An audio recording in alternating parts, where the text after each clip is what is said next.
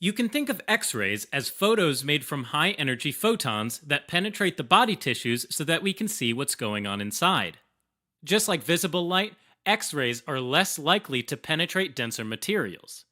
Conventional X-rays that show white bones on a black background are like photographic negatives.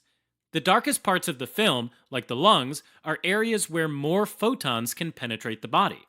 In contrast, the sharp, bright white areas are where the dense bone material blocks photons from getting through. Let's go through this chest X-ray using an easy-to-remember checklist associated with the first 7 letters of the alphabet: ABCDEFG. A stands for assessment. To avoid errors and wasted time, you should always begin by assessing the patient and exam data. You want to verify the patient's data with the exam data, or the medical record number, date of the exam, etc., to ensure that you are looking at the right study and patient. You also need to assess image quality, because this will impact the accuracy of the test in detecting pathology. For example, to ensure there isn't excess rotation of the patient, you should make sure that the medial ends of the spinous processes are equally distant from the border of the vertebral bodies. Rotation throws off the usual X-ray anatomy and introduces unwanted variation. Next, a good inspiration film should show at least the 10th or 11th posterior ribs. If the lungs are not fully expanded, we might miss important diseases. Finally, we need to make sure that the exposure isn't too bright or too dark. To check for this, you can look for fine markings in the lung fields to make sure they're visible. If the fine lung markings aren't visible, then the X-ray may fail to detect some diseases. A also reminds us to make sure there isn't air where it shouldn't be. Finding air where it should not be, or more commonly, ruling it out, remains one of the most important uses of medical X-rays.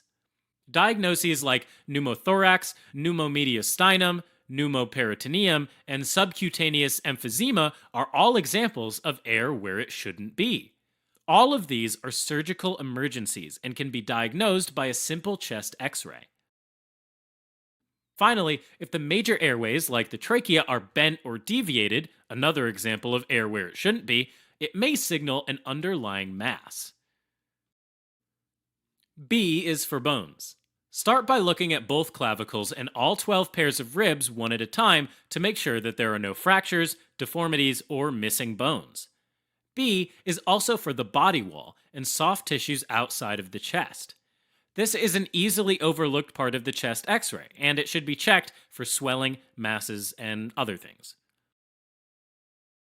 C is for cardiac silhouette and size. This is the cardiac silhouette, and there's an atrial appendage, the right atrium, and the left ventricle. Remember, in chest X-rays, we define features relative to the patient, so the right atrium is on the left side of this X-ray, and the left ventricle is on the right side. Measuring across a normal heart is less than 50% of the greatest diameter of the rib cage measured from the inner portion of each rib. Any larger, and there may be cardiac pathology. D is for the diaphragms, which shouldn't be too flat, but appear fairly symmetric. You can assess flatness on the lateral view by estimating that the hemidiaphragm is 1.5 centimeters above the line connecting the costophrenic angle posteriorly and sternophrenic angle anteriorly. E is for equipment, such as lines, tubes, and wires involved in life support. It's important to note exactly where they're located relative to other structures and whether they're in functional position. For example, an endotracheal tube should be in the middle of the trachea, and its tip should be more than 2 centimeters from the tracheal bifurcation, or that a nasogastric tube should have its tip well within the stomach. E is also a reminder to check for a pleural effusion, which is a common but subtle form of pathology that you can see on an X-ray. Pleural effusions are fluid that collects at the costophrenic angle and causes blunting of the normally sharp costophrenic angle. F is for lung fields, which should look symmetric. There shouldn't be any haziness, white dots, or blotches. While looking at lung fields, having a frontal and a lateral X-ray allows us to determine in which lobe of which lung an abnormality is located. In this case, a nodular mass is visible in the inferior, lateral, and anterior left lung, meaning it's most likely within the anteromedial basal subsegment of the lower left lobe. This can be confirmed with a chest CT. Lastly, G is for great vessels, which includes the superior vena cava, inferior vena cava, ascending aorta, aortic arch, pulmonary artery, and descending aorta. You want to make sure that all of these structures are in the right location and is the right size. On the left side of the heart, the aortic arch should be the highest up, followed by the pulmonary artery. Of note, since the heart is three-dimensional, the atrial appendage actually sits behind the central formation in frontal X-ray.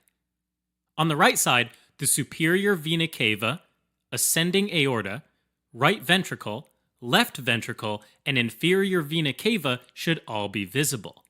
Deviation may be the result of congenital abnormality or disease. Okay, to recap, using ABCDEFG. A is for the assessment of data and quality, as well as looking for air where it should not be. B is for bones in the body wall. C is for cardiac silhouette and size. D is for diaphragms. E is for equipment and effusions. F is for lung fields. And G is for great vessels.